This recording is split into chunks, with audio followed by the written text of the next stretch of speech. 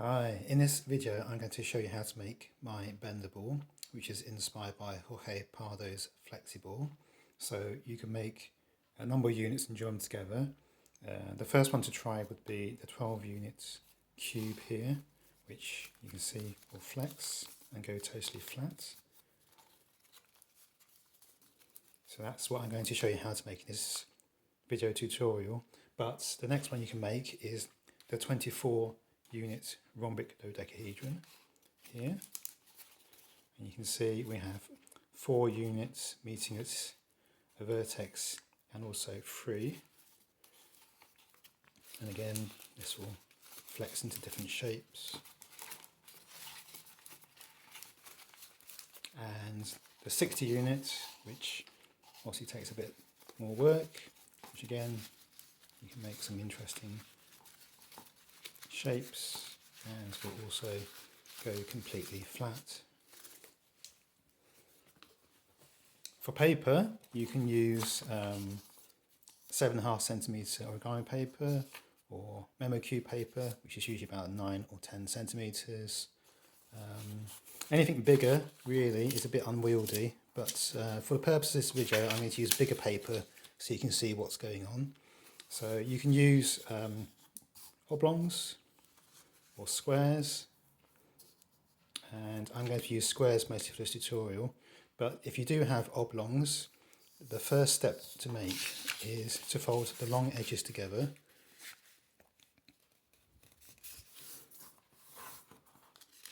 and then fold the long sides into the middle like this. Okay, so I'm going to show you on this oblong here, and you'll see I'm leaving a small gap here which accounts for the thickness of the paper, so that when you're flexing the model it doesn't buckle up inside. Okay, so that's the first steps, but I'm going to carry on with the squares here. So again I'm going to take the paper, fold in half, opposite edges together, and the thinner the paper you've got, the less gap you need to leave in the middle, but it's still worth leaving a smallish gap so that the action is smooth and clean. So a small gap here. So I'm going to fold in half like this, and now I'm going to fold the corners in at 45 degrees like this on all 4. So that's left and right, turn over left and right.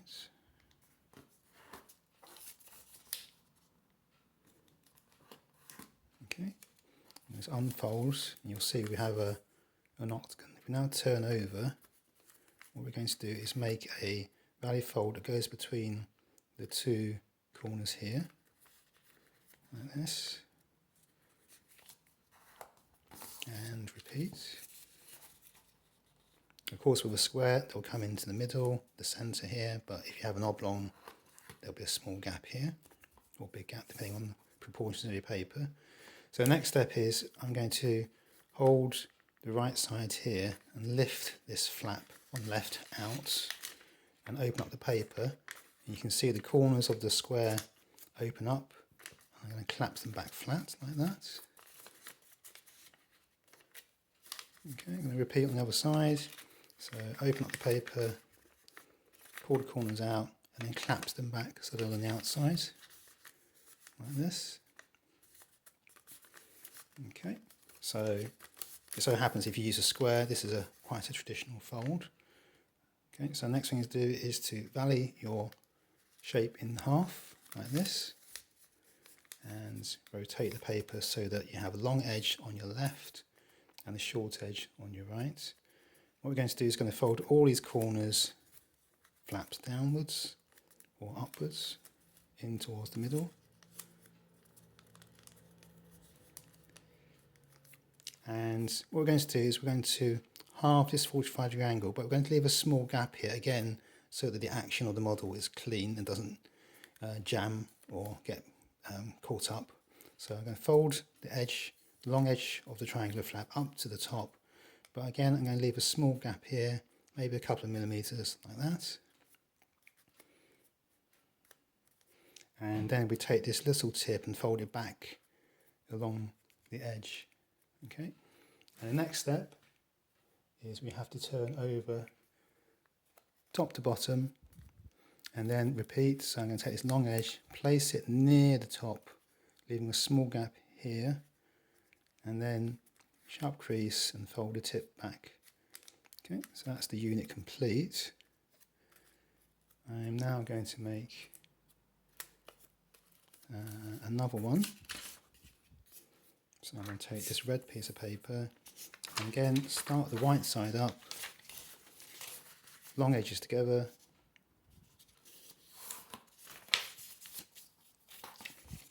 and then sides into the middle, but leave a small gap.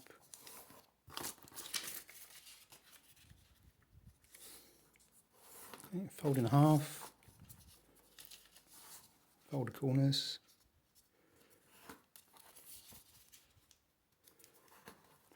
turn over and repeat.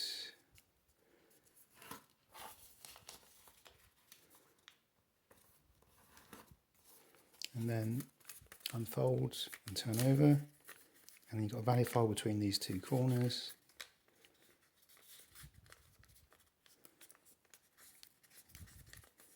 Nice sharp crease.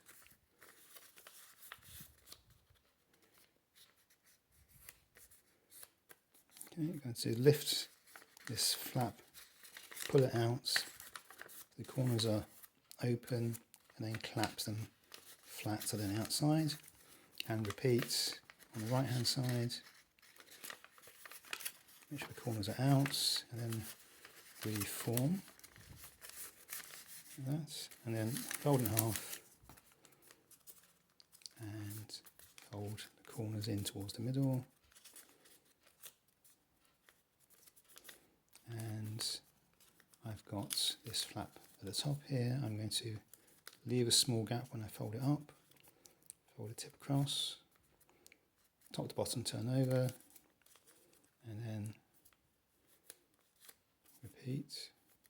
Okay, so the last one here, I'm going to go through it quite quickly now. So opposite, long edges together, sides to the middle, leaving a gap.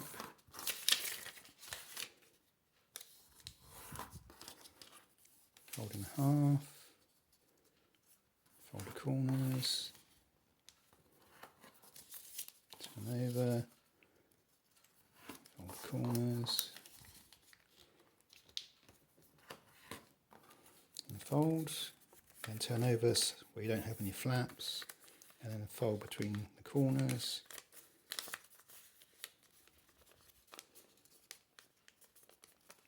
And that's lift and reform with the corners out, repeat on the right, reform, fold in half, got a long edge on the left and a short edge on the right, fold the corners inwards, these flaps. And then the top flap, you fold this angle in half, leaving a gap, and then fold the tip across, same when you flip it over top to bottom, like that. So to join, I'm going to take the 3 units, like this. So I'm going to open them up.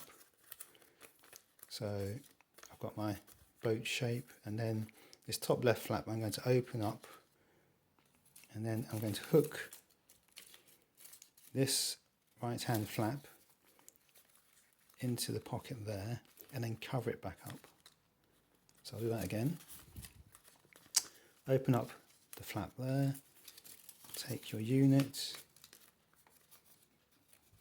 place it in the pocket, then cover it back up, and take the first flap down and fold it to the right, and then fold along the angle bisector like that, and then lift the second unit's flap up and cover the tip of that first unit. For the third unit, we're going to take this flap here, uncover the second unit, and then place the flap on top of the first unit and cover. And that's what's holding our pieces together. And again, fold this flap behind, and then take the whole flap and fold it to the right. And we're going to repeat. So we take this second unit's flap, fold it up, hide the tip, and then to close up the 3 units, we're going to take this flap from the first unit, fold it behind and towards the left, and then that gives you the flap to tuck over the unit's flap there. Fold it back up, fold this one behind, and if we turn over, we can then see there's a pocket here which we can tuck this tip into to complete the joining of the 3. Okay, so I've used large paper there just so you can see what's going on. Okay, so for this one I've used 7.5 centimetre squares, which is a nice result. And you'll see that the way to construct the rest of your shape is opposite colours are the same. So we have green opposite a green, yellow opposite a yellow. Same here, the greens opposite and the reds are opposite. In fact, for the cube it's quite straightforward because effectively you have a loop of red units, a loop of yellow units, and a loop of green units like that. And hopefully you'll be able to make the rest of it. I will construct the cube so you can see how to do it. So I'm going to use some slightly different shaped paper here.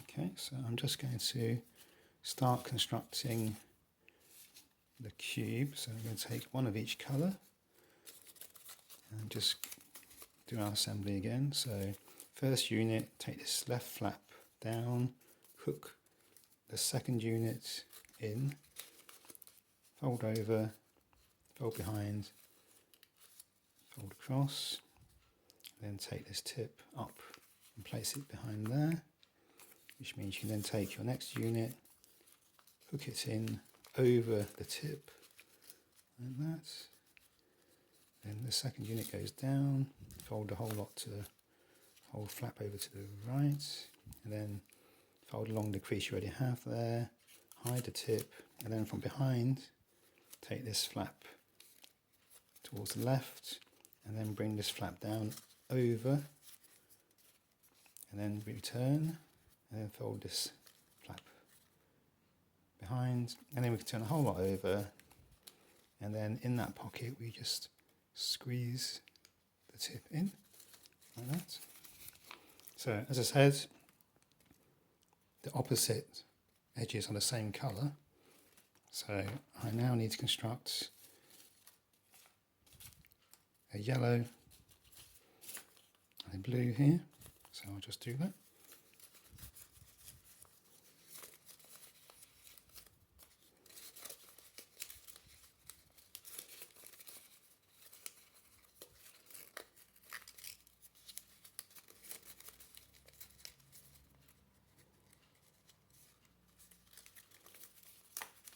Okay, so following the logic, we now need a green opposite the green.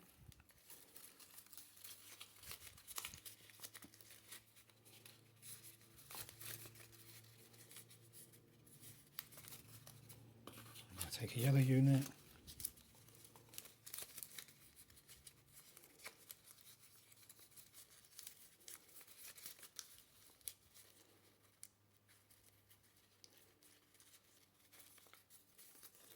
Starting to get our cube shape.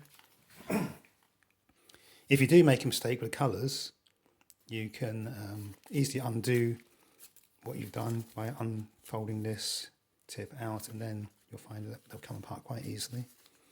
Of course, another way of avoiding colouring issues is to just make it all the same colour. I'm going to carry on with this. So again, we can see we need a yellow here. Okay, so the good thing with this unit is you can make your units go flat so that it's easy to work with.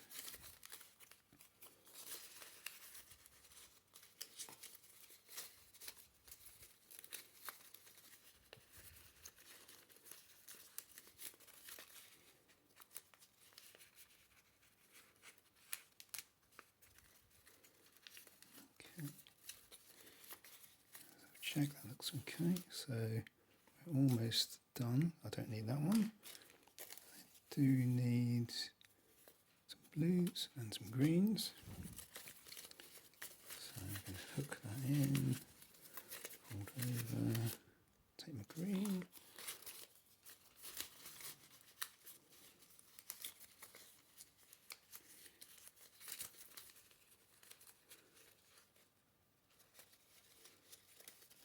Okay.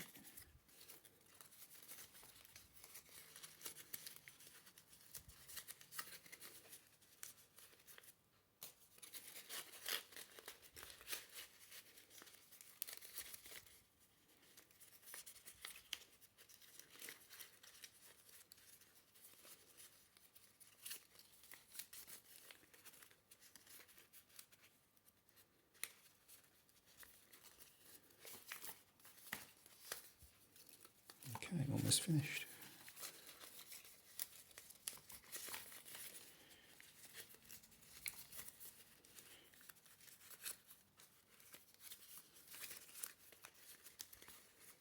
Oops, put my yellow in.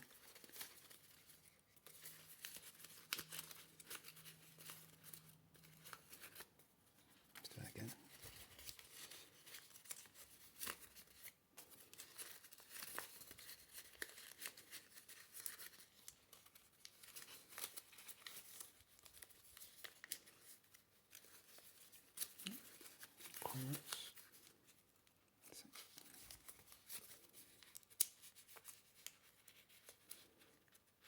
Okay, it's important that also each unit is identical.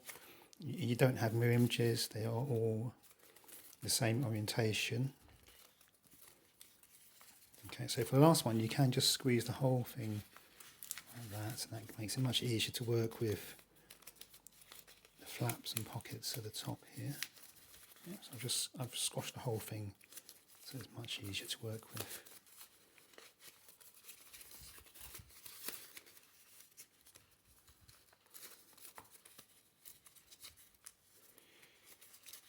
Okay, almost finished.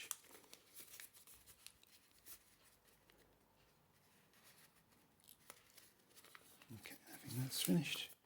So there you go. So you can see the gaps here. Just stop the paper buckling here, and again the same here. The gap here just stops it paper bunching up so much. And there's your completed 12-piece bendable, as I call it.